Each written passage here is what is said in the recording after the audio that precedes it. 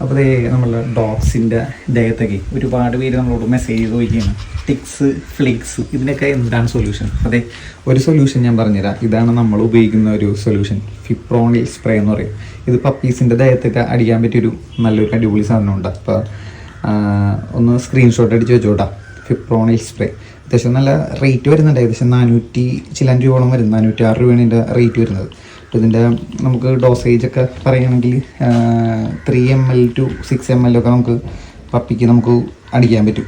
അപ്പോൾ ഹെയറി ബ്രീഡായി വരെ ദേഹത്തൊക്കെ നമ്മൾ ഇതടിക്കുമെന്ന് വെച്ച് കഴിഞ്ഞാൽ അതെ ഇങ്ങനെ റിമൂവ് ചെയ്തിട്ട് പല പല സ്ഥലത്ത് നമുക്കൊരു 3-4 സ്ഥലങ്ങളിലായിട്ട് ഇങ്ങനെ സ്പ്രേ അടിച്ചു കൊടുക്കാം.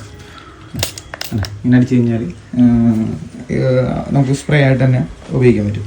പല നാട്ടിലും ഈ ടിക്സിനും ഫ്ലേക്സിനൊക്കെ പല പേരാണ്. നമ്മളുടെ ഇവിടെ പാലുണ്ണി എന്നൊക്കെ പറയാറുണ്ട്.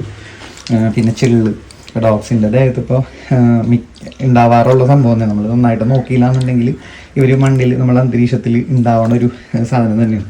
അവരുടെ ദേഹത്ത് പെട്ടെന്ന് തന്നെ കയറി പിടിക്കാനായിട്ട് ചാൻസസ് കൂടുതലുണ്ട്. അപ്പോൾ അത് പെട്ടെന്ന് ശ്രദ്ധിക്കുക. കാരണം ടിക് ഫീവറൊക്കെ വന്നു കഴിഞ്ഞാൽ നമുക്ക് റിക്കവറി ഭയങ്കര പാടാണ്. നമ്മൾ ഇത്തരത്തിലുള്ള ഡോഗ്സിൻ്റെ ദേഹത്തൊക്കെ ഇപ്പോൾ ഹെയറി ബ്രീഡ്സിൻ്റെ ദേഹത്തൊക്കെ നമുക്കത് കണ്ടുപിടിക്കാനൊക്കെ വളരെ പാടാണ്. അപ്പോൾ ഹെയറി ബ്രീഡായ ആൾക്കാരൊക്കെ വന്നിട്ട് നോക്കിയെടുക്കുക. ഇപ്പോൾ ഈ സംഭവം പാലുണ്ണി എന്നൊക്കെ പറഞ്ഞിട്ടുണ്ടെങ്കിൽ നമ്മൾ അറിയൂല, ചെറിയൊരു പ്രാണിയാണ്.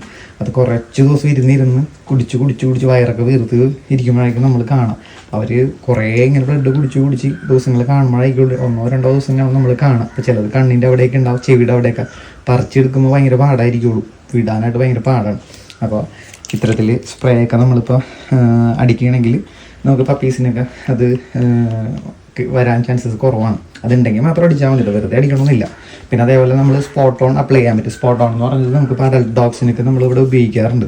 അപ്പോൾ നമ്മൾക്ക് ഇവിടെ ഉപയോഗിച്ചിട്ട് നല്ല റിസൾട്ടാണ്. അപ്പോൾ അങ്ങനെ കാണാറില്ല. അപ്പോൾ കാണുമ്പോൾ തന്നെ നമ്മൾ 2 months ഒക്കെയാണ് അതിൻ്റെ ഒരു ടൈം പീരീഡ് കിട്ടുക. അത് കഴിഞ്ഞ് കഴിഞ്ഞാൽ പിന്നെ വീണ്ടും ഒരു വരും. പിന്നെ ടാബ്ലറ്റ്സ് ഉണ്ട് കഴിക്കണം. അതിനോട് എനിക്ക് താല്പര്യമില്ല, ടാബ്ലറ്റ്സ് ഉള്ളിൽ കൊടുക്കാനായിട്ട്. പലർക്കും പല ചിന്താഗതിയുള്ളവരായിരിക്കും. എനിക്കത് ടാബ്ലറ്റ്സ് ഉള്ളിൽ പോയി കഴിഞ്ഞിട്ടുണ്ടെങ്കിൽ അവരുടെ ബ്ലഡ്, അതായത് ടിക്സ് ഫ്ലിക്സ് ഒക്കെ അത് ബ്ലഡ് കൂടി ചെയ്യുമ്പോൾ ചത്തുപോകുന്നാണ് പറയേണ്ടത്. അപ്പോൾ അതിനോട് എനിക്ക് താല്പര്യമില്ല. അപ്പോൾ ഇത് ഇവർ നക്കാത്ത പോർഷനിലൊക്കെ നമുക്ക് അടിച്ചു കൊടുക്കാം.